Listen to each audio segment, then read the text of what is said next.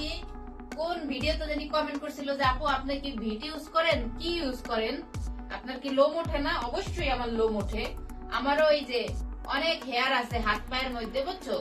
কিন্তু আমি হচ্ছে ভিটও ইউজ করি না, রেজারও ইউজ করি না, আর ওএক্স ইউজ করি না। বাংলাদেশে থাকতে ওএক্স ইউজ করতাম, কিন্তু সুইডেন আসার পরে এই মেশিনটা আমি কিনা নিছি। মেশিনটার বয়স 5 বছর হয়ে গেছে, বাট যেমন কিনছে এমনই এখন পর্যন্ত সার্ভিস দিতেছে।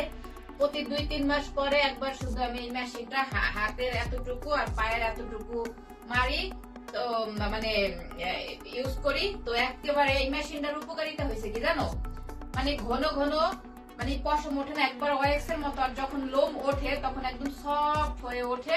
আর একদম গোড়ার থেকে এই মেশিনটা ইউজ করলে একদম ভিতর থেকে লোমটা উঠে আসে।